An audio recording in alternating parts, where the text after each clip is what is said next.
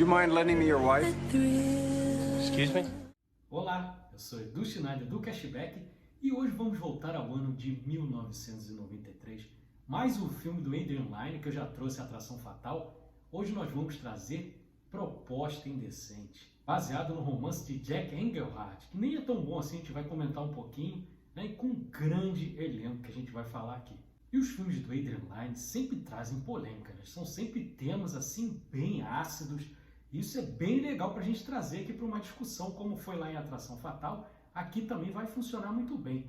A história bem simples, um casal, o D&D, não confundir lá com o showrunner do Game of Thrones, né? O D&D, David e Diana, David vivido pelo Woody Harrelson e a Diana vivida pela lindíssima Demi Moore.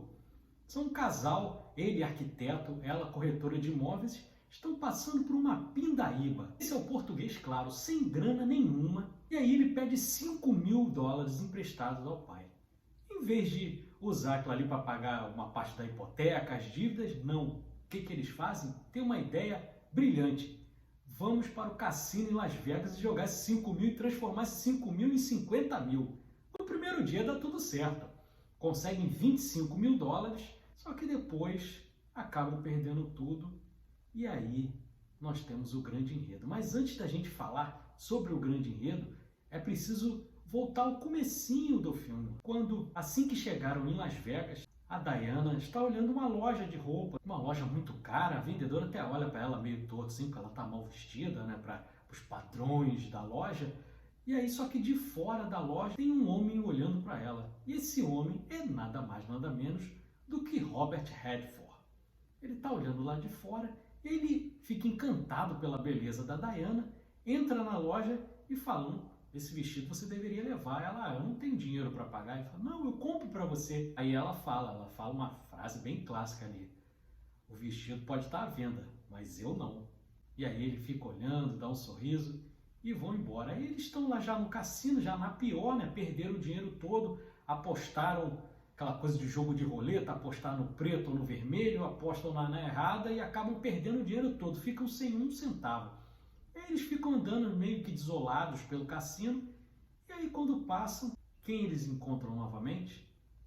O personagem do Robert Redford, que a gente vai ser apresentado a ele, é o bilionário John Gage. E aí ele faz uma pergunta para o casal, ele fala assim: você me empresta a sua mulher? Aí o David fica olhando meio assim, né? Até porque, cara, a Diana é um indivíduo, se ele vai querer alguma coisa ali, ele teria que perguntar a ela, e não o marido, ela não é posse do marido, né? Por isso que os filmes do Adrian Lyne geram esse tipo de discussão. Ele dá aquelas cutucadas, são interessantes, aí eles ficam meio assim, ela não quer, ele fala: não, tudo bem. Vai lá, ele fala: não, é para me dar sorte aqui, porque ela vai me trazer sorte. E aí, ele é um cara que joga milhões ali no cassino, porque ele é um bilionário, afinal. E aí, ele acaba jogando, acaba ganhando muito dinheiro ali, fica todo mundo feliz e tal.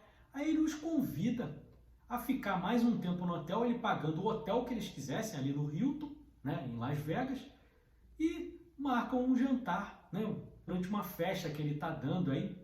O que ele faz? Eles estão já na suíte e tal. O que ele faz? Ele manda aquele vestido que ela tinha dito que não queria, porque ela não está à venda, e acaba manda aquele vestido e eles vão se encontrar na festa lá dos bilionários. Aí ele é muito sacano, o John Gage. Por quê? Ele manda o vestido para a Diana, personagem da Demi Moore, mas não manda roupa nenhuma para o David, o Woody Harrelson. E aí ele fica no meio daqueles bilionários, daqueles ricaços, e ali ele mal vestido e ela deslumbrante, né?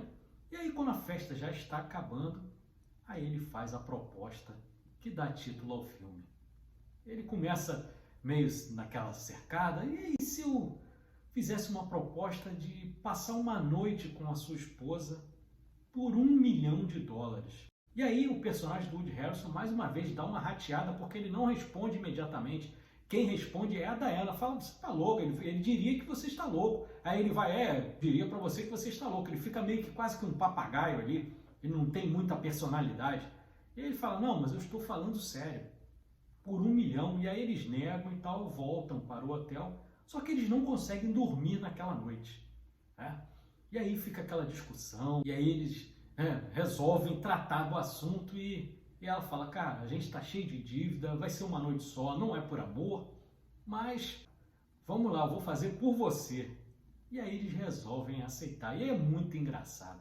O filme é muito... Ele tem alguns momentos assim bem engraçados, porque eles têm um amigo vivido pelo Oliver Platt, que é um ator que está até meio sumido, mas é um ator que eu gosto bastante.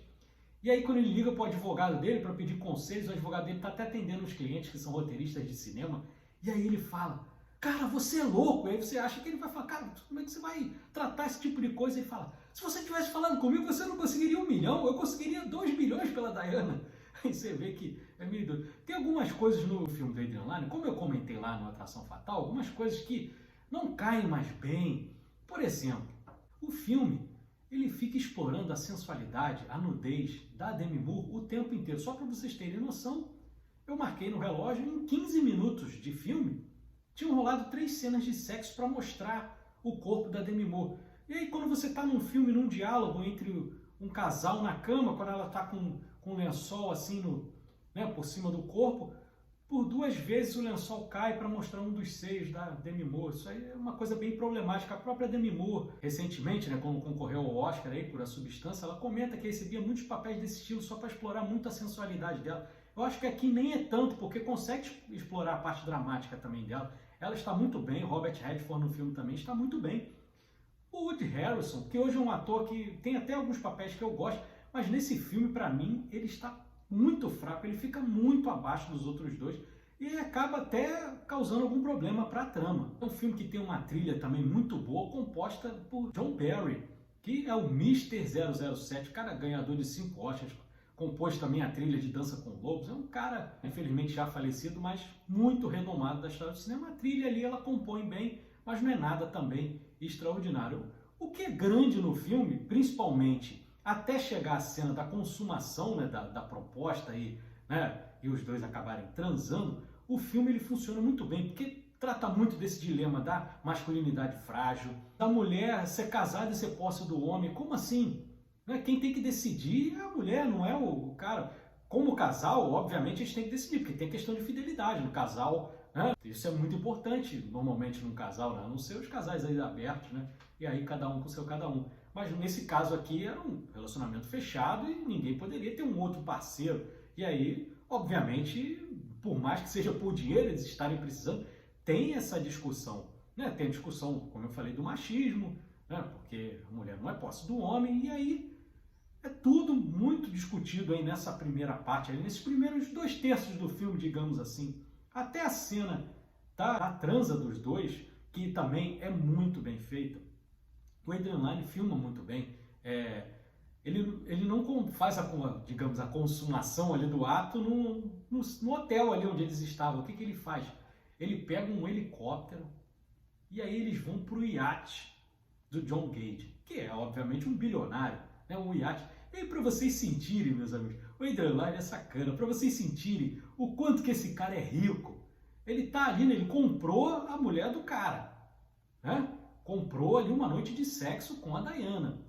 E aí quando ele vai, manda outra roupa para ela, muito bonita, ele também tá muito bonito, com o Robert Redford, vamos ser sinceros aqui, tem gente que daria pro Robert Redford até de graça naquela época do filme ali, vamos ser sinceros. Mas aí para vocês sentirem, para nós sentirmos, na verdade, o quanto que esse cara é rico, quem é que está o piano tocando enquanto eles estão dançando? Simplesmente Herbie Hancock, um dos maiores músicos de jazz da história, Aí você vê o quanto que esse cara tem dinheiro, o quanto que esse cara é rico. E aí você percebe que a Diana já está um pouco envolvida. Não é só mais uma noite pelo $1 milhão.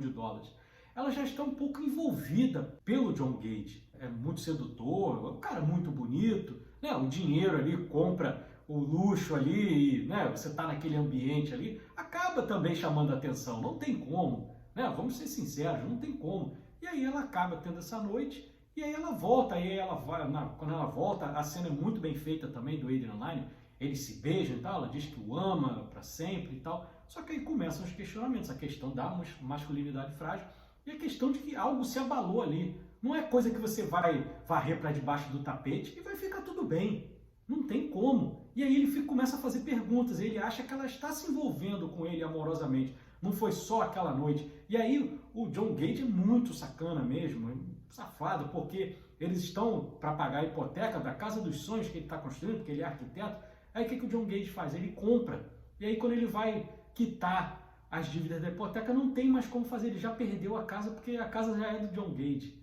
Então, você vê como que ele é filho da mãe, ele cercou por todos os lados para ficar com a Diana definitivamente. E aí ela acaba voltando lá para questioná-lo e tal, mas você percebe que a coisa já degringolou, o relacionamento da Diana com o David já não é mais o mesmo, eles estão ali brigando o tempo inteiro, ele fica muito magoado quando ele pergunta para ela, e aí, mas foi bom? Aí, cara, não me pergunte isso, ele fica insistindo, aí ela fala, foi, ele é um garanhão, é isso que você quer saber? Se eu falar para você que foi bom, você vai dizer que é mentira, se eu disser o contrário, você também vai questionar, então aí ela fica muito triste, aí tem uma hora que ela pega, ele mexe na bolsa dela, aí a quebra de confiança total, e aí acha o cartão com o telefone dele, aí ela, quando ele volta para a sala, tá justamente com o telefone na mão, e aí ele acha que tá ligando pro John Gage, ela diz que tá ligando para a mãe, e aí fica aquele, né, aquele imbróglio ali, e é muito bem construído esse clima de tensão para Adrian Lyne. E aí vai tudo pro brejo, porque a Diana vai lá ver o John Gage e eles acabam ficando juntos, e o casamento do David com ela praticamente ali se acaba. E aí o filme tem uma queda monumental. Até essa parte do iate, o filme estava caminhando muito bem, as discussões, muito bem filmado, a trilha ali não sobressaindo ao filme, ela sendo ali no ponto certo. Depois da cena do iate, quando ela volta, o filme vira um melodrama completo. E aí fica piegas demais, ele fica uma linda mulher, só que piorado, porque Uma Linda Mulher é um ótimo filme. Fica tocando em coisas banais, aí criam cenas, tem uma cena que eles colocam ali justamente para poder interligar com a cena no final, que é a cena que ele está no zoológico com ela, vendo os hipopótamos e tal, e aí para poder ele devolver o dinheiro pro John Gage, dizendo que ele não quer aquele 1 milhão, aí tá tendo um leilão lá para preservação das espécies, aí estão fazendo um leilão lá para a pessoa, tipo, adotar um hipopótamo, né, do zoológico, e aí ele vai dar um lance de 1 milhão, e aí, ou seja, só criar aquela cena do zoológico para poder interligar com essa cena e ele devolver o dinheiro, só que é muito mal amarrado. E aí começa uma coisa que eu odeio quando não é bem feita, que eu odeio, que é narração. E aí tem narração do David Woody Harrison e tem narração da Demi Moore, da Diana, o tempo inteiro ali, uma coisa muito piegas, muito mal feita, e aí o personagem de John Gage também vai perdendo o seu brilho, aí para eles se separarem, ele inventa que ela é a melhor do clube de 1 milhão, que ele já fez isso outras vezes, você vê que não, que ele estava gostando mesmo dela, mas aí ele fala até pro chofer dele, pro ajudante, faz tudo dele, ele fala, mas eu resolvi terminar porque ela nunca olharia para mim do jeito que ela olhou para o David. Sendo que ela estava se apaixonando pelo John Gage. Pelo que estava construindo ali, não seria bem feito ali. Ficou mal amarrado ali, não era. O filme, o certo mesmo era ter terminado ela com o John Gage lá e o David, o Woody Harrison, indo catar seus frangalhos ali do outro lado, porque seria muito mais real ali, é o que normalmente aconteceria na vida, mas aí fizeram aquele melodrama. E aí, pior ainda, uma coincidência que não tem nada a ver, na hora que ela sai do carro, e aí ela vai andar para um lugar que eles se encontraram na primeira vez, ela e o David, e aí justamente ele está lá e ela encontra com ele, e aí fica aquela choradeira e acaba o filme. Ou seja, muito mal feito. Só não é pior do que o livro, porque o livro do Jack Engelhardt é pior porque é um livro extremamente preconceituoso, porque o cara que é casado lá, o David no livro, é um cara que é judeu, e o bilionário é um cara do Oriente Médio. Fica aquele embate entre o judeu, que é um cara mais consciente, com o outro que só visa dinheiro. Então, esquece, o Adrian Lyne fez muito melhor do que o livro. Mas esse finalzinho aí, vou ser sincero, ele peca muito. Mas o que eu gosto do Adrian Lyne é isso. Ele traz sempre discussão, ele está sempre ali cutucando a ferida, Às vezes, porque também o filme é fruto da sua época. Obviamente que algumas coisas já ficaram datadas, mas a discussão prevalece, entendeu? Dinheiro é uma coisa bem complicada. O dinheiro compra tudo mesmo? É uma discussão que se abre sem puritanismo, sem falso moralismo. Dinheiro, obviamente, na nossa sociedade é uma coisa muito importante. Não se vive sem dinheiro, não dá para viver só de amor.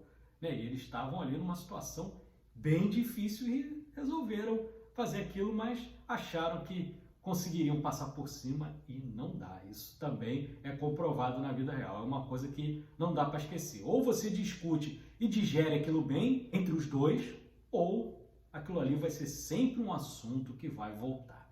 Não tem jeito. É isso? Então, muito obrigado por você que assistiu até aqui.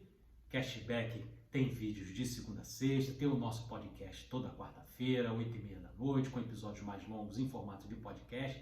É conteúdo de cinema direto, tem os nossos shorts aí também, de domingo a domingo, né? Cubro muitas cabines de imprensa também, eu e meus colegas do Cashback. Então a gente está sempre trazendo aqui de novidades as coisas também um pouquinho mais lá para trás.